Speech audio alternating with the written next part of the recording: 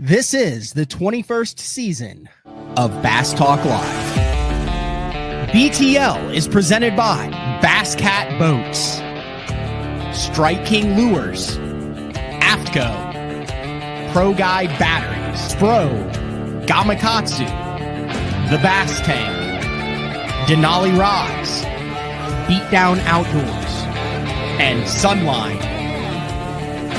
BTL coming at you.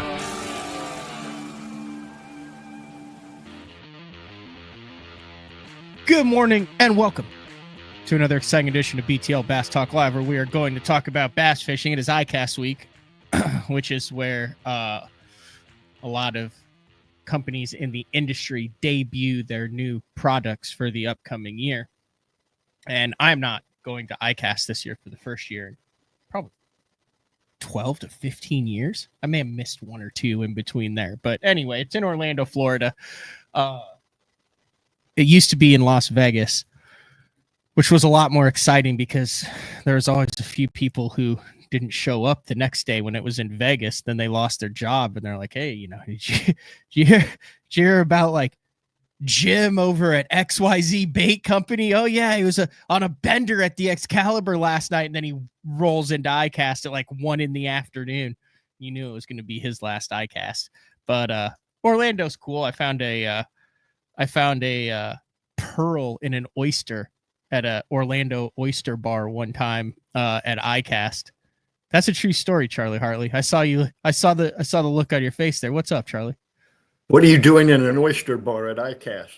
It was back when I was repping Pure Fishing for Blue Heron Communications. So part of our job was to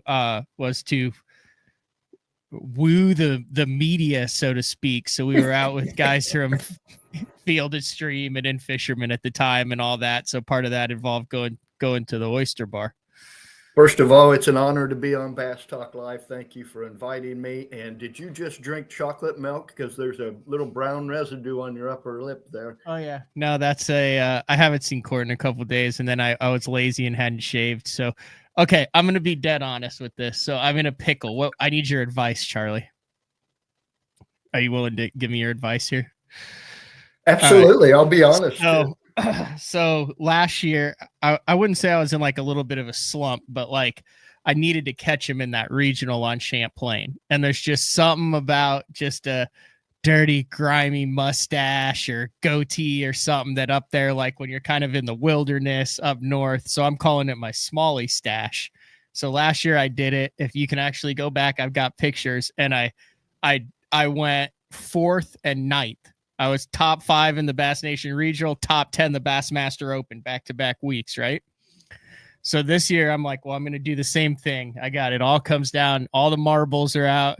What is that saying? It's not all the marbles are on the table, is it? Close enough. All the chips are on the table. There it is. Marbles don't like to stay on the table. They tend to roll. So I was like, okay, I'm going to do the same thing. So I get this thing nicely curated. I've got it out. And then Court was not like elated with our first set of engagement picks, which I agree there were some odd choices that were thrown in there. So she books a second one at the end of the month. However, even at 40, my facial hair game is not strong. Like I'm just not a furry guy. And so it takes me like, I mean, this has to be, that's a concerted effort. We're talking multiple months. So the options are, you see where I'm going with this, right? Yeah. So I finally have the Smallie Stash, and it's like every time I look in the mirror, I'm like, okay, got to get ready for the Smallie Derbs. But I also don't want my engagement pictures to be me with this thing on my upper lip. And I'm not sure she's going to let me. So I'm not sure. Like, how do I get through the pictures, but also maintain the Smallie Stash mojo, Charlie? You've been married a long time. I need some advice. You read my mind. You will be reminded of that for 30 years. I took my wife fishing on our honeymoon, and I've never heard the end of that. So be very careful what you do early in your marriage, because they have memories like an elephant, and will bring it up every time in public. Guess where he took me on my honeymoon? Look what he tried to do in these engagement photos. But I've seen 16-year-olds with better mustaches. but listen to this though. Would a better gift not be starting our lives out together? A $50,000 Bassmaster Open win, launching my career into the stratosphere, and also giving me a spot in the Bassmaster Classic with the potential of becoming an icon of the sport with a W in the Bassmaster Classic. And if you want to go back to the roots of it, it would be the Dirty Mustache. So I'm really thinking of the future by keeping it. I'm concerned that you believe that mustache has anything to do with your smallmouth success. Is that how teetering your confidence is right now? I no do comment. I promise the fish will not know if that mustache is there or not, unless you're going to tie short strands of it and run it through your grub and make a fuzzy grub. Speaking of which, I don't know. I know you're not the biggest social media guy, but have you seen the assault of the dice? Yes, Every single company now. I even saw Hackney holding one up in a picture. I believe he fished. Oh, you know that had to hurt him so bad. At the MPFL at St. Lawrence, and I Instagrammed him. I said, "No, you didn't. Please tell me you didn't do that." So yeah, I've seen the fuzzy grub, and it looks like we're going to see fuzzy nerds. We're going to see fuzzy worms. We're going to see a bunch of fuzz this year at Icast. And not tooting my own horn, but we were doing that 30 years ago, running living rubber through worms and through jig trailers. Yeah, that's not new. And I have heard those fuzzy dice compared to a jig, the action of a jig, which is understandable. It makes it a little more understandable why a fish would eat that thing when you explain it to me that way. But as we know, bass will eat anything. They're curious. Sometimes I think they eat something different just because it's different. So they'll if you fish with it and you're around fish, you'll catch fish on anything. I mean, I've caught them, but I caught them. So I had a co-angler that left a couple in the boat last year, and then I went to I forgot I went to Canada after. I was 3 for 3. I had like a 19-day streak of 20-pound limits. It was awesome. On like 7 different fisheries. Yeah, I might have to keep this thing. It does feel a little odd when it touches the microphone, though. Anyway, that's not all that it's going to touch and feel. Easy, Charlie. Family show. I mean, giving her a kiss. Yeah. So I have caught him on the dice. I got him. These dice are actually from Japan. But the guy who left him in the boat, like I was up in Canada when it was like a school of fish that literally they were trying to see who could be the first thing that hits the thing on the surface. So I don't feel like that counts. What I'm really interested in is this. Oh, I saw that. That's too big. That's too big. Dude.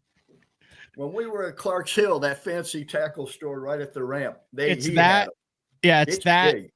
It's that big. It's literally like the size of, I mean, the thing is massive.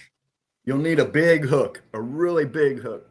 Yeah. Not for smallmouth, but for the largemouth. But anyway, with the Icast deal, I was thinking there's not a better person in the game to just talk about getting excited over new lures. Not the bizarre lures, not maybe the best lures, not the worst lures, but there's just, at least in my mind, I have this little wormhole of like the first time you actually lay eyes, and it's easier now with the internet and overnight shipping and everything. You can pretty much have everything to your door. But the first time you lay eyes on a lure that you've heard about, but you haven't seen, and you have all sorts of high expectations for it. And that typically happens a lot at Icast. Yep, I've been around a little longer than you, even pre, of course, internet. And we were exposed to things in the magazines. You know, I had subscriptions to every fishing magazine you could get. And in the back, there'd be ads or pictures of lures that, I got to order one of those. I got to order one of those. And it was never what it seemed in the picture or what they said it would do. And one that sticks out in my head, and I tried to Google it before we got on and I couldn't find it, but you're awful good at that stuff. It was called the Hydrilla Gorilla, but when I Google it, I get everything but it. It's not a buzz bait. It was almost like a snagless Sally, but around the hook was a bunch of rubber, almost looked like salmon eggs that the treble hooks were engrossed with. So it kept the hydrilla from getting on, but it also kept a fish from getting hooked also. Oh, I understand. They were saying, hey, we're going to use this so that it's weedless, but they didn't make it weedless but fishable. Yep. And then, of course, when I was young, the color selector was the coolest thing. And every lure brand came out with a set of color selector colored lures that all corresponded to the colors on the color selector. And back in the day, my favorite color was a dark army green, and that color selector had a dark army green, really dull. Well, that was I've never heard that before, Charlie. That was before green pumpkin and dark before army green watermelon. and green pumpkin, I guess. Yeah. Yep. Because wasn't green pumpkin a Zoom color that was created by accident? Yep. So you're talking about even before that. They mixed pumpkin and watermelon together by mistake and got kind of a green pumpkin. But prior to that, I fished, we didn't have green pumpkin or watermelon. Those were not colors that were available. And I tied all my own living rubber jigs, and I always did a dark green. There was a dark green Uncle Josh pork rind. I don't have the dark green with me, but I got the good old giant jar of Uncle Josh, which I can't move the right direction. Wait a second. You're at Sign Cobb. I brought some deals. Making deals. You sent me a couple pictures. Signs are looking top notch, 10 out of 10, Charlie. Thank you. And you're in the office. And you've got a can of Uncle Josh pork rinds. And I know you didn't plan on bringing that. Yes, I did. Okay, you did. And then, of course, Strike King came out with their own pork rinds, and they had glitter in them. I've never seen that. Yeah. The bow leech with diamond dust. You just put those on a jig? Oh, absolutely. We'll just put those on a jig. You're so young. The jig and pig was the bait. I weighed big bass in so many tournaments on the jig and pig, and the pig was an Uncle Josh pork rind. And your options were different size frogs, the number 1, the number 11, and the 101, which was real small. And there was even a Big Daddy, which was a huge trailer.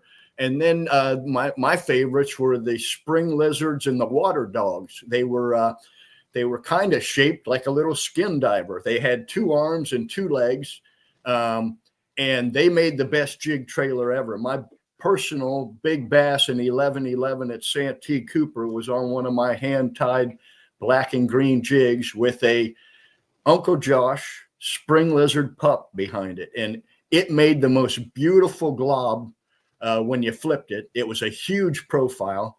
And back then we had I thought this was a cool thing that would be at Icast, a juice jug. You remember the juice jug?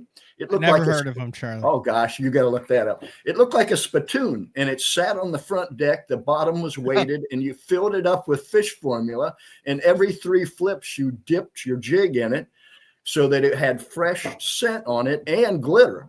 And when you'd flip that thing in the water, it looked like gasoline coming up. And sometimes, because it was so much of it on there, sometimes you could tell you were getting bit because the gasoline trail would start moving before you felt the bite. I have never. What was it called?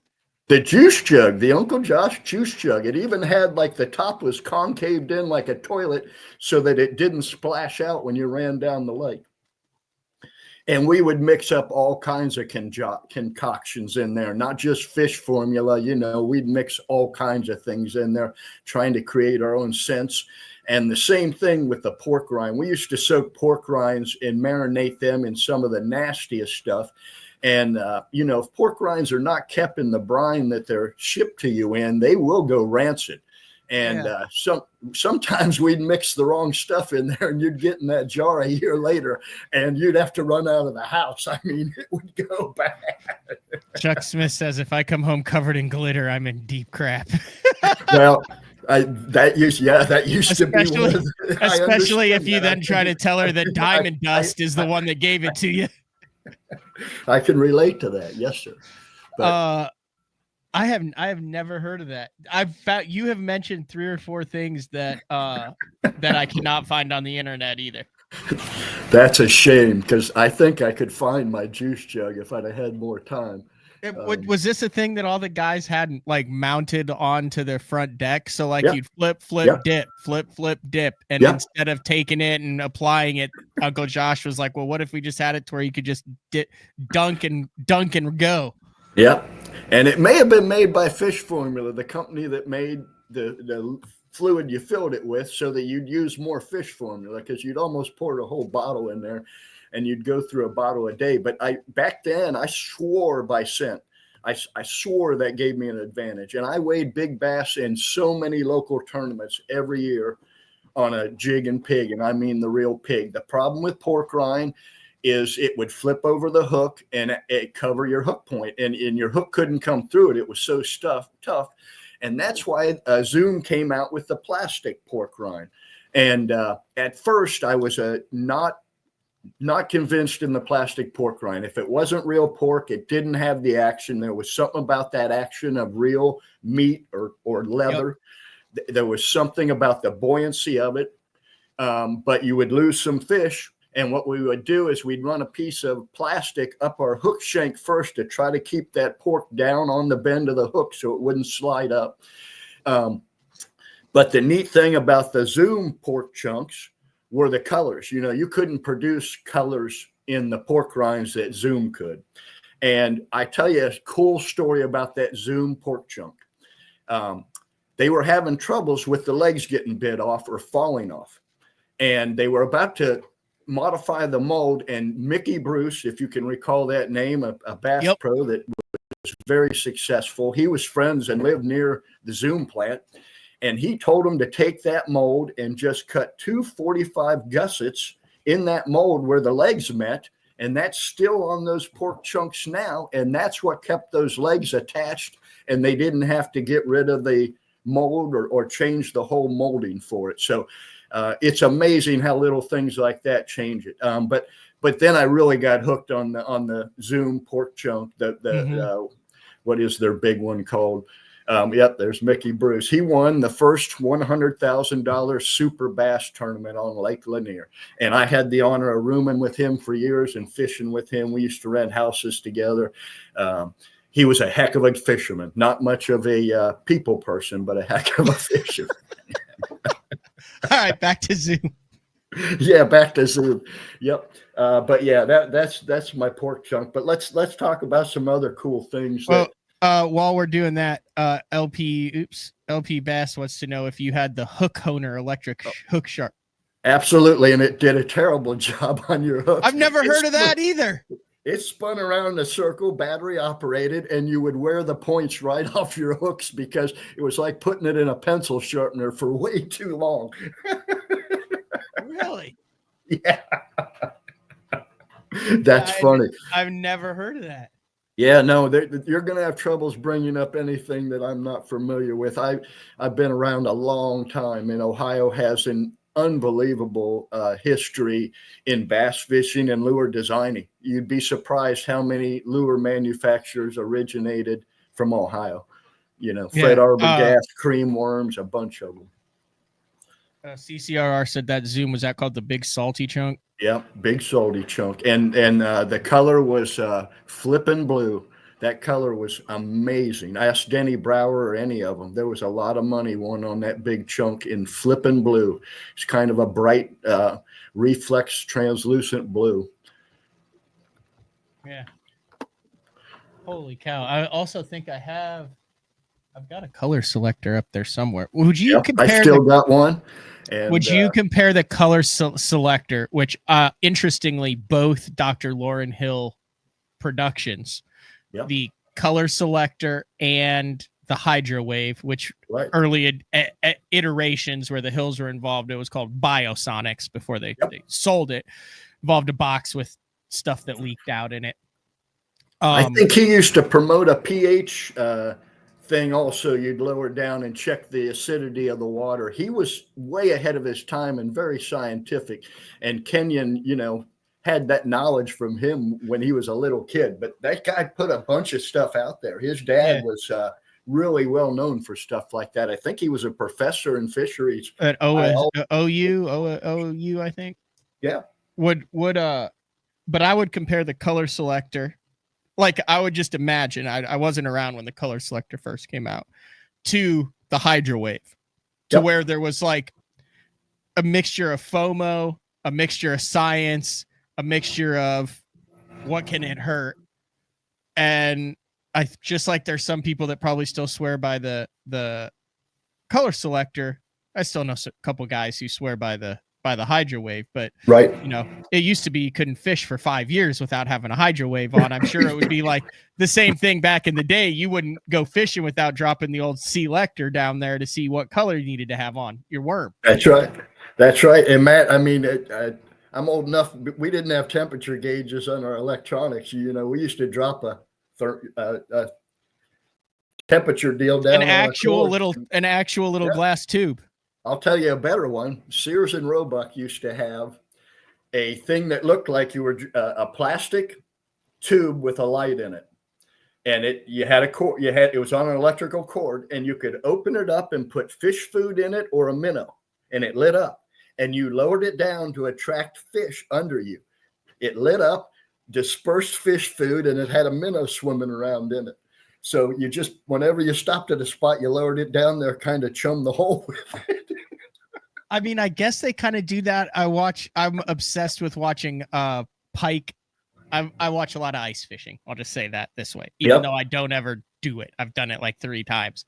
But have you seen where they take that saw and they cut the big block out of the ice, and then they put the tent over it, and then it basically makes the ice glow in there, and then they have the big fake things and big live suckers, and they put them down there just so they can spear the pike. Oh yeah, they call them in with decoys. I've got some of the decoys. They make decoys that you jig up and down, and they'd swim, and they didn't have hooks on them. You were just trying to bring them in close enough to hit them with a pitch. I mean, it's really brutal. Really brutal. I've seen it in action. It's like this pike's like, oh, what is that? A boom, pitchfork right in the back of the head. Way back in the day, there weren't famous Bass Pros, and Sears and Roebuck, which was the big department store back there, had a small fishing department which was actually a huge fishing department because we didn't have fishing tackle stores. And their pro was Ted Williams. Ted Williams was an ex-baseball player, I believe, that became a sport fisherman, and they had Ted Williams' name on everything, rods, lines. I think his name was on that fish attractor you'd lower in the water. And before Bass Pro Shop catalogs, we'd get the Sears and Roebuck's catalog, and most of the kids were excited because the toys were in it for Christmas. And I'd go to the fishing section, of course, and there'd be a rod or a reel you could order. And that's how long ago, prior to the Roland Martin signature lures. Oh, the Snagless Sally, absolutely. Absolutely, and it's still effective in Florida. And Scott Martin's mom, that's her favorite bait. The purple Snagless Sally is a Florida killer. Really? Would you put the Uncle Josh on the back of that? Yep, and we'd also put Uncle Josh behind our Johnson Silver minnows. One of my biggest bass, we used to fish topwater spoons called a Strike King timber spoon. And it was a beautiful spoon. And I'd hook that spring lizard pup behind it. And when you swam it over a grass bed, it looked like a little scuba diver behind it. And you'd kill it at the end of that grass bed. And we used to catch giants on that way before braid, So a Snagless Sally is just a spinner bait. It's an inline spinner with a weed guard, more or less, and a rubber skirt. Yeah, it doesn't look like much, does it? But that sucker looks like a golden shiner to those Florida bass. Yep. Yeah. Now I had I believe it was Maynard have not heard from him in a while. Yep. Who sent me these? Hold on. I remember. I watch all your shows. Yeah. So the Snagless Sally. Yep. Oh yeah, Buzz that's bait. the Uncle Buck's Buzzbait version. Uncle that Buck's might buzzer. be the Uncle Buck's. It's OG. Yeah. Bass Pro Shop had a inline buzz bait like that for years called the Uncle Buck buzzer, because Uncle Buck was like one of their old timers that would design goofy old lures. I have Uncle Buck's fish batter. Yep. Here's a really good one. I didn't mean to get historical. Oh, I love it. These are the original Billy Westmoreland bass magnets. And I used to slaughter them on this. They're basically a backup crawdad crankbait. Profile is unbelievable. Holy cow! That was very few. What are those? 70s, 80s, 90s? So, but yeah, I made the Ohio State team and the regional state. Look at that thing, man. Yeah, that's pretty interesting. I mean, that looks like a pretty modern lure. Yeah. And they were killer. I caught so many fish on them. Another unique thing that would be an Icast thing is the front runner. Remember the front runner? Dude, I've got a autographed front runner hat. Is it the guy who invented it, Doyle Hogan or something? Yep. Doyle Hodges. You know, he also invented that net that had a handle on it and a arm grip so you could use it in one hand. It had a thing that came out that you could grab so you could net with one hand. And it wrapped around your arm here, and then halfway down it had a 90-degree thing so you could actually net with one hand while you were fighting your fish. He invented that, and he also was famous. He found one of the original Ranger boats and totally restored it. He was a really neat guy. He had one of the very original Ranger boats totally redone, like it looked like the day you bought it. Yeah, that's neat that you knew who that was. Yeah, that was a big thing for a while. And back then, the front runner was 100% legal in Bassmaster competition. Right, and that's why they're not my guys box that would anymore. throw it. Yeah, you were not allowed to throw them anymore. And here's another one. When the umbrella rig got popular and it got 2011 illegal, Mans came out with this to try to still stay legal. Dude, I remember that. Yeah, the 3-for-all. Dude, I remember that. So that did not take off at all. That did not take off. So that's just a jig head in the middle. Hold that up again for those that don't. That's a jig head in the middle. And then you have like some clear rubber. Yeah. That is welded into 2 other baits. So you have like 3 fluke style swim baits. Yeah. And then there's some spares down on the bottom. Yeah. Yeah, and that was their attempt to get around the one hook only. And here's a really cool one. This would be an Icast, and I think I bought it because I thought this has to catch them, and I'm not sure I've had it out of the box. Wait till you see this thing. Oh, dude, that was one of the last things that Patrick Sebile actually did, and I think that was right when Pure Fishing maybe took over Sebile. Yeah. And it's a jigging spoon, the Patrick Sebile jigging spoon called the Spin Shad. Yeah.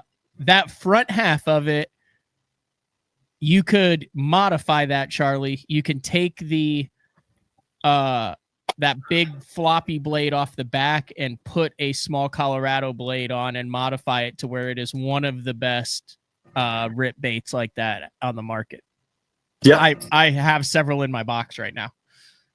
But as in that iteration, I never figured out how that one could catch fish. And here's one I had to grab just because I thought, man, they'll eat this too. Yep. The wax wing. See the plastic wing on it? Yep. They were trying to take that from the saltwater world and bring that over to the freshwater world, and it didn't work very well. And this is supposed to be a killer big bass bait here. Can you see it? Nope. What is that? I'm going to pull it out. It's made by Daiwa. Boy, back in the day, dude, before Japanese lures, we would get Daiwa lures. Daiwa made a jerk bait and a rattle trap bait, the TD Sensation. that were killer, and you could only get them, they didn't In make them in Japan. America. Look at this thing. Okay. So And it's look at the back. Look at the back.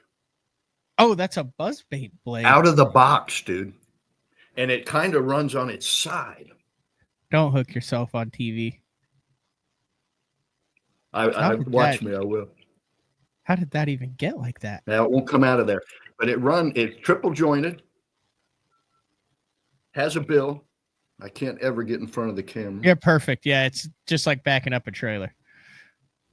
So it's like a trout on its side. It's like a jointed, hard. It's like a 4-jointed trout swim bait, except it's on its side with a square bill. Runs like a wake bait with a buzz bait behind. No joke. No that joke. Sounds like that sounds like you would lose it to a giant piker muskie so fast, Charlie. Look at the the Dead name. or Alive Junior. What a name. What is it? What is the what does it say underneath the name of it? How do they describe it? Wow. Marvous jointed wood bait for exciting surface game. But you're better at English. What's that word? What's that first word? Oh, wrong way again. Marvous? That's what I said. Good. I thought it was me. You don't know What it the either. heck? By the way, I meant to compliment you before we get too far. I listen to a lot of podcasts, and unfortunately, sometimes you guys have the same guest on the same week. So there's an unbelievable comparison and contrast to interviewing styles. And Matt, I'm not stroking you. Your communication skills and your English skills and your humor have served you so well because you know when to let the guests talk and when to listen. And other interviewers too often pretend they're the star and want to tell a better story than the guest. And you respect the fact that your guest is the star of the show. And I don't mean me. I mean when you have Drew Cook on or You're someone the star who of the show. And you let them speak. You let them finish their sentences. You don't try to one-up them. That interview with Drew Cook yesterday was fantastic. You could tell how comfortable he was. He runs in the boat, grabs baits he shouldn't be showing off. He's telling us the real stuff. Come on, Charlie. Your other guest that was at Bacharach even complimented you. Come on, Charlie. Matt, you have. I appreciate it. Thank you. You have the skills that you're very knowledgeable of the game and how it's played and the nuances and the competition.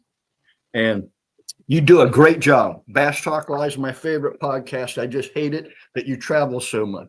Thank you, Charlie. I'm trying to change that. I'm trying to get some stuff so we can do it on the road. Okay. 1 second before we go on to, that one was a good one. And they just brought it back too. This is marvelous. No, that's it changes it. I don't know what Marvous means. How does it spelled on there? Get that package again. We're gonna Marverous.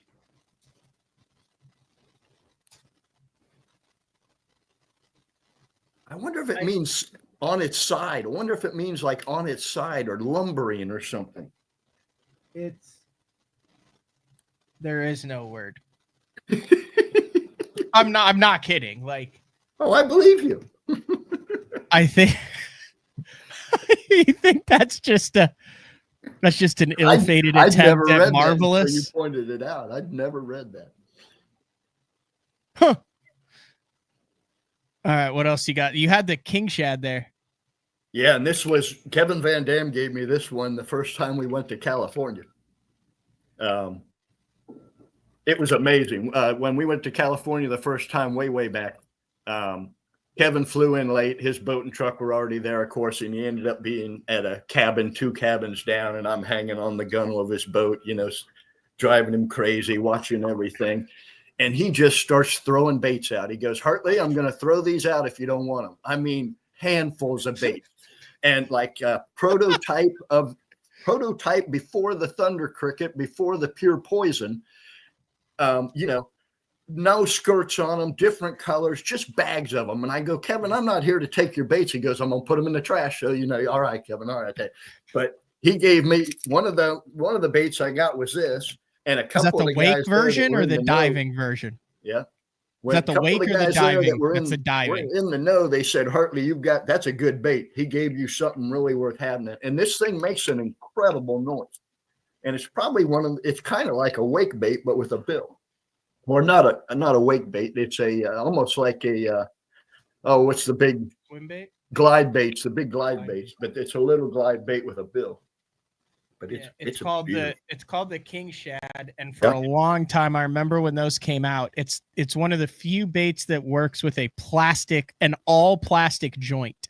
So if you look at that joint, in it, it's an all plastic joint. Went away for a number of years, especially the wake version became a cultish bait that was not really talked about because you couldn't get them. But during the Shad spawn, it was a phenomenal option. And then Strike King recently, I believe this year or last year, are bringing that bait back. But in that iteration, in that OG sexy Shad color right there, that's a 12 to 15-year-old bait that there's not many in existence of.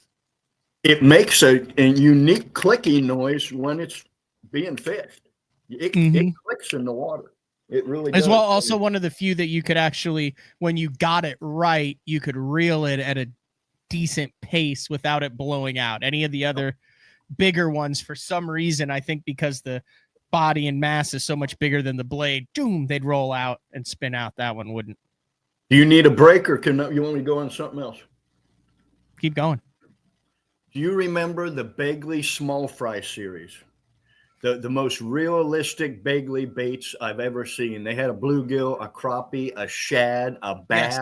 Yes. I had to buy all those, and I think you could order the whole set out of Field and Stream or in Fisherman, and I had the whole set. I mean, I got them in a box, every one of them. And the only one that really produced, they were all beautiful, but the shad, they had a shad that was unreal. It looked so much like a shad with the glitter and the colors, and it had a shallow bill. They may have added a deeper bill, but during the walleye run, fishing off the rocks, I mean, that was a killer. Before that, it was the thin silver shad, which was made by Storm. And that small fry shad, that's it. Yep, you can still get them. A $98. Holy mackerel. $100. Yeah, that's unreal. That doesn't do it justice through the plastic there. Yeah, I had the whole set. The bluegill actually looked like a bluegill. I mean, the shape of the balsa had the back fin, and it was amazing, the colors. Like you could see every scale. And they were just incredibly realistic, way before, when other lures were just two colors or something. They were so far ahead of their time. These is there's a bunch. This is the one that I'm used to. Yep. That one right there. Yeah, they were incredible. Bagley small fry bluegill. I was always so when I didn't really understand Icast or whatever back in the day, right? So talking 12, 13, 14 years old in central Illinois. I was I remember I was really pumped when and this was a little bit later, but to get my first look at the man bear pig from Reaction Innovations. Now, originally it was the Sweet Beaver. We were down in central Illinois. I don't know if I've told this story before or not, Charlie, but we had seen it. My buddy Darren and I, well, he wasn't my buddy at the time. He was taking ADD kid fishing. That was the charity case. Became buddies.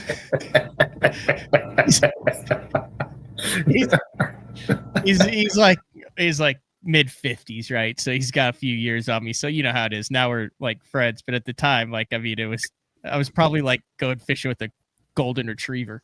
Absolutely. Labrador that just drank a Red Bull. But we had both seen in Bassmaster the Reaction Innovation Sweet Beaver. And I mean, it was a wild, novel concept at the time. Yep. And we were down in Southern Illinois at one of the tackle stores in Southern Illinois, and we walked in, and there they are in the black and purple packaging with the scantily clad woman on it, and it said Sweet Beaver Reaction Innovations, and it was like, oh, like I was young. I don't know what year Sweet Beaver came out. First time I ever saw one, believe it or not. Guido and Dion Hibden, and probably one of the kids. Dion was complaining that one of the kids had them behind them, and they were flipping their Guido bugs and everything, and the kid was catching them behind them. And he finally said, "What the heck have you got back there?" And he goes, "A Sweet Beaver." And they were showing it to me. Look at this thing, Charlie. Yeah, that was a huge innovation, because everything else was a plastic worm or a creature bait. And until everyone was flipping them, you were flipping something different. With 2002, so that tracks. Yeah, that's right about when I had been 17 years old. 84, 94, 2000. Yeah, I'd have been 17 years old. One you mentioned before we got on air was the hard-nosed worm. Tell us the about man's hard-nosed plastics. I was all in on that. I was like, it is finally time for a company to understand like how to put a harder head on here, so you're not constantly ripping through baits. Unfortunately, it seemed like they just hard-nosed the whole bait at times, or the head would separate or things like that. But I'm surprised no one has actually like mastered that concept of a different plastic compound in the first quarter inch of the bait. Mans was super innovative back in the day. They had a worm prior to that was I want to say they called it the U-tail, but I don't think the worm was the shape of a U. It had a 90-degree bend in the middle, and they actually had a color that was like zebra. It was black and white striped. It was the craziest looking thing you'd ever seen, and I just had to buy one because I'm like, look at that. I've never seen a worm that was before laminated worms, and this thing had more of a zebra pattern than laminated top and bottom. And that worm was really unique. Way back, the only worms available were the jelly worm. I mean, other than pre-rigged worms or a cream worm. The man's jelly worm, black with a chartreuse tail or brown with an orange tail, curly tail, was like the go-to. Was that the same time as the LaRue Craw, or was that even before? Oh, way before the really? Way before the LaRue Craw. Yeah, I had hundreds of bags of the black blue Jean LaRue salt craw 4-inch. That was my number one killer. I'd take that down to Santee Cooper and flip it in those cypress trees. That was the only thing that got me away from the jig, was the Jean LaRue salt craw. That thing would still catch fish, and it's just a flat, ugly looking thing, but man, it would catch them. It would super catch them. I'd catch the snot out of them on that. How about this is a Bagley's Fat Cat. Do you remember the Fat Cat? I have never heard of that, and that is a tadpole looking bait if I've ever seen. It says Bagley's Fat Cat right on the top. No, I've never seen that, Charlie. Then they came out with the Fat Mama.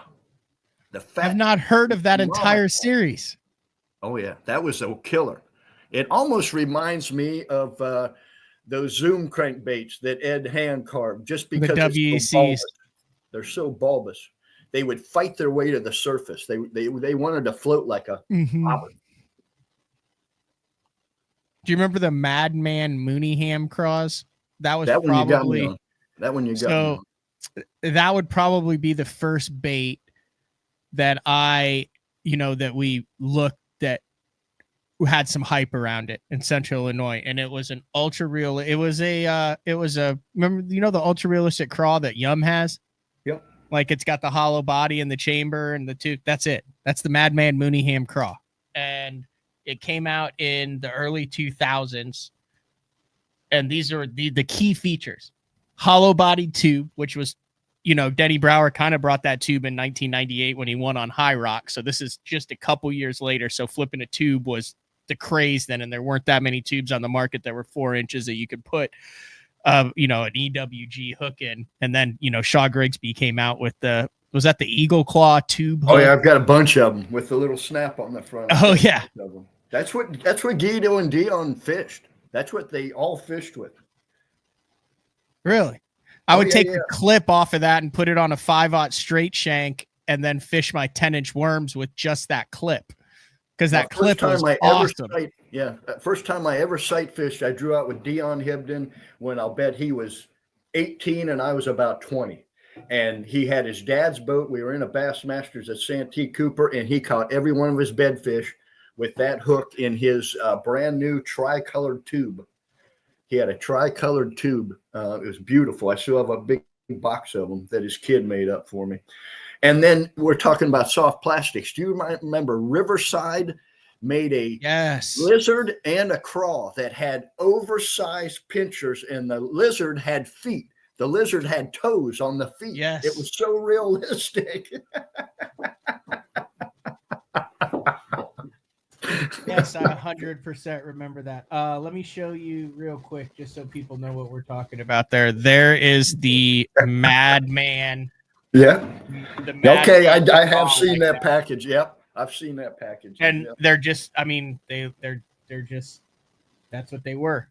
Yeah. They were the most fish-losing bait you could ever put onto your line, because what would happen is, I mean, it's a lot of plastic there, Charlie. So like you jam your big glass rattle up in there. And then you had just a big hunk of plastic right here, and then another big hunk here. So you ended up like with your hook kind of through the horns up there.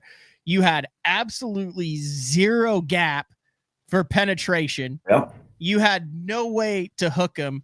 For like 3 years. It would just be whack crap. We used to put glass rattles in all the worms, and they really cost you fish because they were right in between the hook point and the eye, and it filled the gap. That damn rattle would cost you so many fish. Yeah, the Riverside plastics, I have not. Holy cow, that's been forever since I've heard that. I'm trying to find a picture of that. Those the pinchers on their crayfish look similar to that Madman you just showed. They were way oversized, and for a while there were people making crayfish that you put bubble-shaped rattles in the pinchers, and they made the pinchers float up. You remember those? 100%. So here's the other thing, that one of the things that I remember an Icast release was, so little known fact about me, Charlie, back in the day, I actually enjoyed Carolina rigging, especially when I first.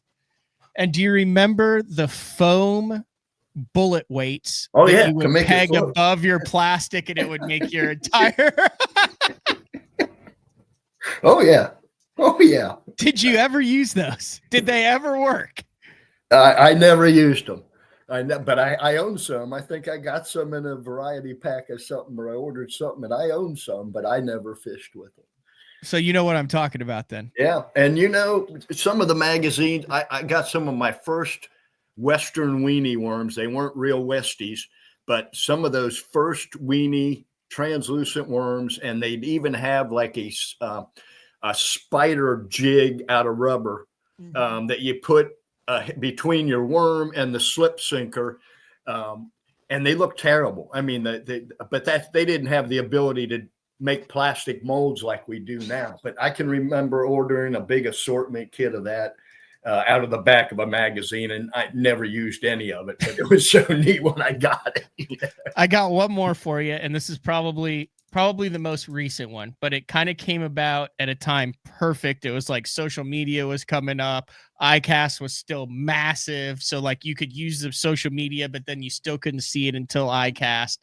And I got a bunch of them, and it never occurred to me, like there's literally no reason for me to have these because I don't fish it. The Spro King Daddy.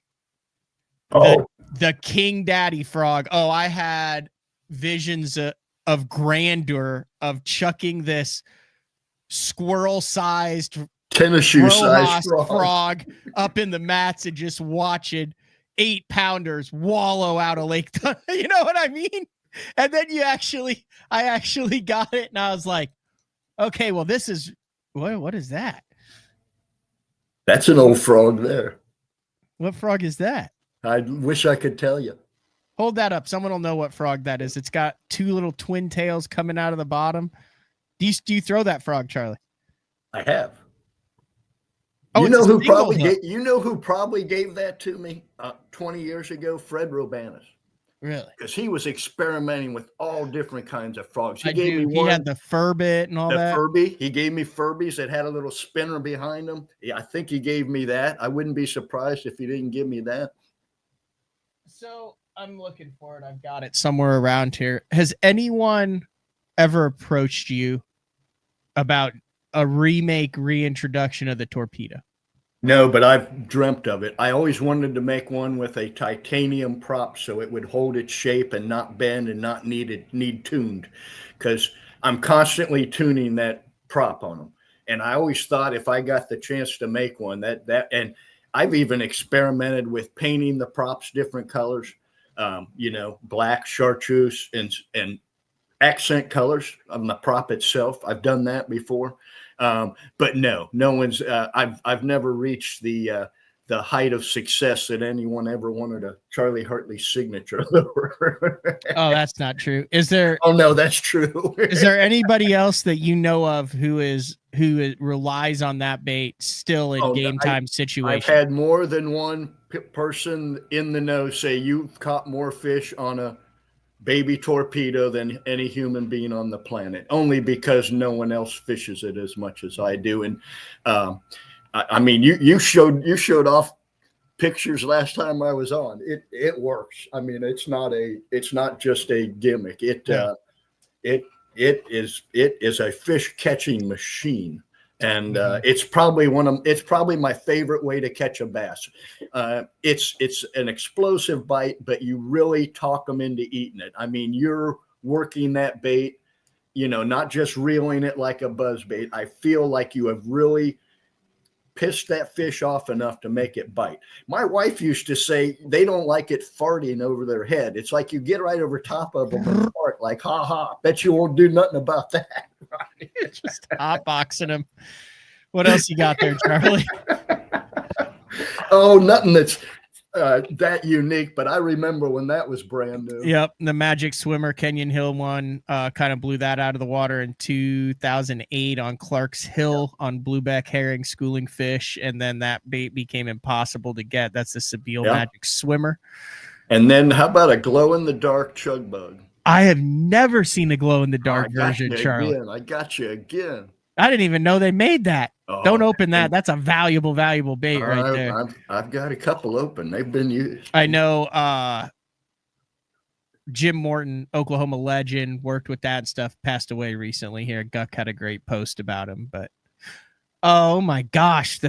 That's an I'm a Rumba in the package. Fred Robanis still from his did he win on Clark's Hill as well? Somewhere. Victory, holding up the Elite Series trophy. Now, would you do the Fred Robanis modifications to the Rumba? He taught me it. And man, even in the package, they've got the hooks rubber band together so they don't get cold. Isn't that cool? Would you do this? You would do the screw lock with the plastic worm off of the back, and then you'd put it on the back hook hanger so it would look like the tail as you ran it through the water. And Mans came out with a crawdad similar to my bass magnet. Never seen that either. Yeah. And it's like a mix between a bass magnet and a LaRue mud bug. Well, it wasn't a LaRue mud bug. That was the Arbor-Gas mud bug. Arbor-Gas, I mean. Yeah, I knew that. That was my go-to, dude. That's how I got on these other backup baits. Mudbug came out with a realistic series where they had a crayfish painted on that mudbug that looked real. I mean, it was brown and gold and gorgeous. But the paint would chip off them real bad. But that was my bait, and the black one also. And I got so into it, I would drill little holes at the back of it and glue in two little curly tails to look like pinches. No way. Oh yes, I did. I was so hooked on I mean, in our area, crayfish were one of the main forages, and we'd modify anything we could to look like a crayfish, because back then there were not a lot of crayfish imitations. Champ Caldwell says he's waiting for the vampire spinnerbait to make an appearance. I don't know what the vampire spinnerbait is. I guess. think that was a man's spinnerbait. I think that sounds like a man's. Look it up. That sounds like a man's. I think I recall it. Man's vampire spinnerbait. It's vampire spinnerbait because it might not be man's. Let's see. Yeah, he said it was Mans and Hank Parker. I kind of want to see this thing now. Oh, I think I saw one. Holy smoke. Now I remember this thing. Yeah, now I remember this. That is a great call. Oh. Look at that. Oh yeah, that was a man's. I was right. Now I remember it, and it literally it that thing just spun. Yeah. Look at the marketing though. You got the old Hank, the vampire with the V like that. The trailer came with it. Screw the dry rot. What dry rot? Let's throw plastic in there. Good call. Whoever put that in there, good call. I hadn't thought of that in years. Oh yeah, I bet that was hot at Icast in 1987. I bet there was a lineup of outdoor writers to write about that. When was the last time you went to Icast, Charlie? I've never been. What? Yeah, I knew you'd say that. You were like a touring pro for decades, and you never in Vegas, never in Orlando. You've never been to Icast. Man, I always had a real job to make money. You never had, was it Venom Lures that was like, hey, Charlie, you're our title pro. We sponsor you on the Elite Series. We're going to Icast. I don't think Venom Lures was ever at Icast. No. The biggest thing that ever happened to Venom Lures is they wrapped my boat and I led that classic, and that was the first time they'd ever had a booth at the classic, and they were like ecstatic. Here we paid all this money for a booth at the classic and our pros in the lead. They couldn't have timed it. It couldn't have worked out any better for them. Are they still around? No, just recently done, closed, sold everything in the warehouse. The gentleman that owned it for years sold it to two young kids, and they didn't, they tried to do it as a part-time thing. And it's hard to be competitive in soft plastics. You know that. I will say then that is one hell of a logo. Oh no. And that's, I couldn't agree more. And the guy who owned the company, Dave Maurice, came up with all that stuff. He was really good at marketing. And he sponsored all the local tournaments, and he gave away a whole bunch of baits to kids. And he had a loyal following. They were one of the first places that had a whole variety of tubes. You could get tubes from 1.5 inch, 2 inch, bigger round tubes, smaller tubes, giant tubes, because tubes were really popular around here because of Lake Erie and such. Yeah. But we also called them inner tubes because they weren't very soft. They were not the LaRue of, or they were not the Yamamoto of tubes. Not at all. No. Or what was the first one? The Gets It. The Gets It. Yeah, I remember that. All right. You got anything else? Or I know you got to get back to work. We've been doing this an hour. Like I said, it was Icast week. We got a little bit of a different show. We're gonna have Matt Steffen live from Icast on Friday morning at 7:30 a.m. Central Time. And then Frank on Thursday. So not really sure what we're doing tomorrow, but I definitely wanted to get you on to talk about some of the wild and wacky stuff. The next 2 weeks I'll be at the Bass Open at Chesapeake Bay and at back-to-back at Waddington out of St. Lawrence. Our off days are a Tuesday on the first week, and our off days are Tuesday for Chesapeake, and our off day is Wednesday for St. Lawrence. So if you want to have me on for a 10-minute preview of how the tournament's going to be. Works for me.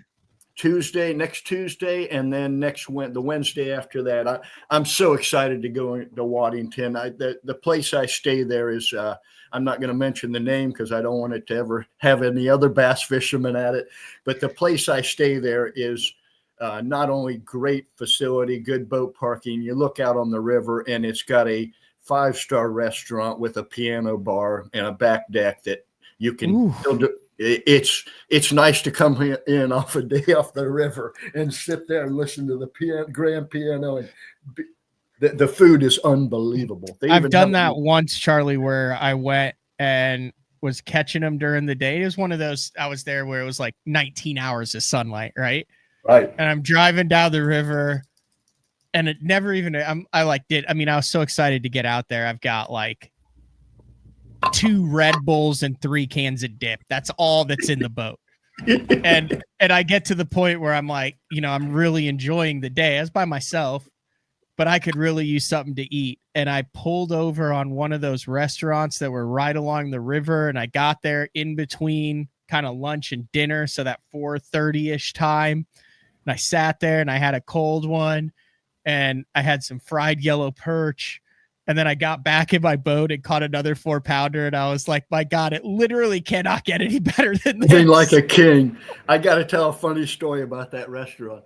First time I went in there, I had no idea what I was walking into. I was way underdressed. Well, several years later, 2 of my biggest fans came to the weigh-in up there, and they're real rough around the edges. I mean, not very refined at all. And I go, I'm going to take you guys to dinner. So, I mean, their jaw drops as soon as we walk into the place, and they put us back on the back deck because they don't want us in there with the VIPs. And we ate like kings. Well, they came around with the dessert tray. And these 2 didn't understand that was the samples, and you just picked what you wanted. They reached right to the dessert tray and grabbed them. And I said, no, guys, just point to which one you want. Oh, that's good. Oh, that's fantastic. It was fun. It was really fun. All right. Well, I'm going to let you get back to work. I greatly appreciate it. I always enjoy when I have you on, Charlie. And, by the way, I'm still jealous of you. We haven't heard much about Alaska. I know you don't like bragging about your trips, but man, we'd love to hear more about Alaska. The pictures were unbelievable. Yeah, it was. And I hope did she enjoy it as much as you? Oh, yeah. I'm to the stage in my life where like watching Court like enjoy something like is what makes it fulfilling for me. So like, yeah, like, we're there, we're catching the reds and stuff. And but like, she was like, you seemed like jittery, like more jittery than normal. And I was like, well, I just wanted to make sure that like you caught one. And then she got the hang of it, and it was just game on. And I mean, just as soon as one of those fish was on, she was not going to stop reeling until it was in the net or on the bank. Right through the guides. You reel it right through the guides. She actually sprained her ankle going up to a grayling hike. Didn't even say anything until we got back down. Thing is just swelled up.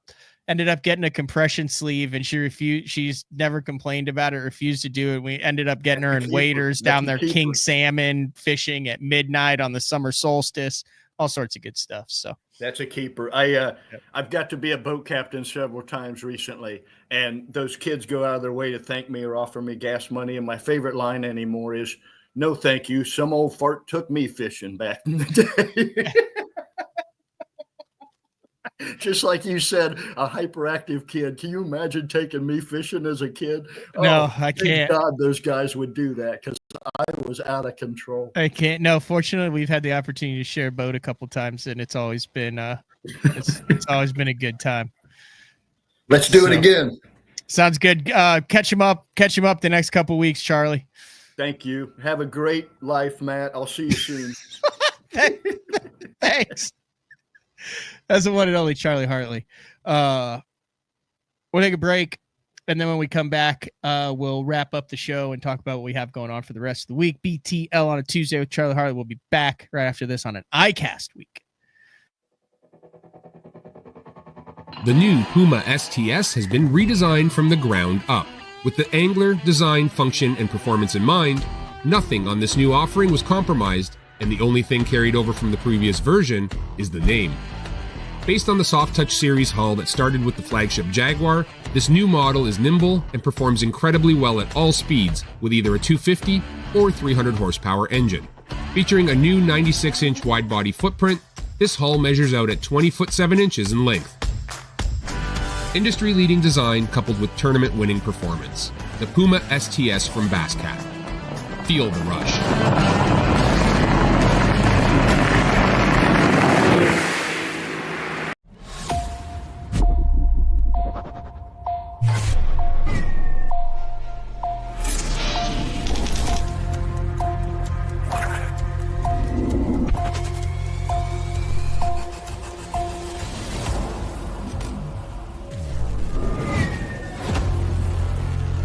Everything you need, one legendary brand.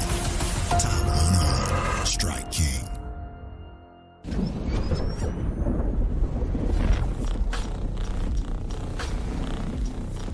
Gear that just plain works.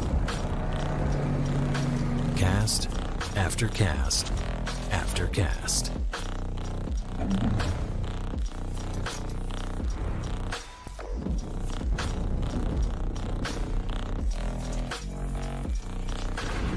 AFTCO. Any fish, any water.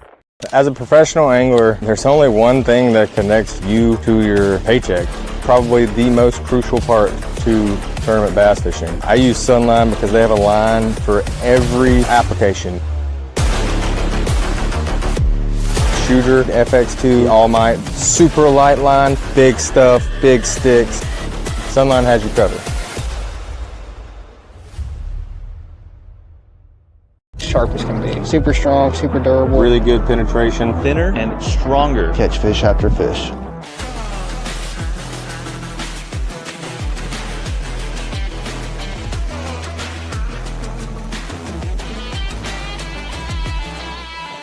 I want to make sure that I'm using the best stuff possible. World's finest hook. World's finest hook.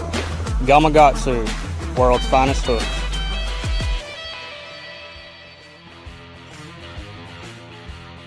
All right, welcome back. Always enjoy having the one and only Charlie Hartley on Bass Talk Live, talking about some of the things that we really looked forward to, the releases back in the day. And it'll be interesting to see if there is anything that any of the companies have been keeping under their hat at Icast. Dave Rush from Best on Tour, who co-hosts the Best on Tour this week, presented by bestontour.net. It's a lot of Best on Tours there. But he is at Icast. So we're looking to do a show on Friday morning. We're going to have Matt Steffen on, who's going to give his take on what he thought about Thursday at Icast. And then Dave Rush, as soon as the doors open at Icast on Friday, which means we may just move tomorrow, which is Wednesday's BTL show, to Friday. We still have Day 4 with Frank Scalish, but remember last Thursday, Frank said the entire family, minus Frankie, but the rest of the family, in-laws, dogs, cats, pets, kid, everything are at his house. So I have no idea how the old Thursday is gonna turn out with Frank Scalish, but that's neither here nor there. All right, that's all we got for today. Big shout out to Charlie Hartley. We'll talk to everyone later. See ya.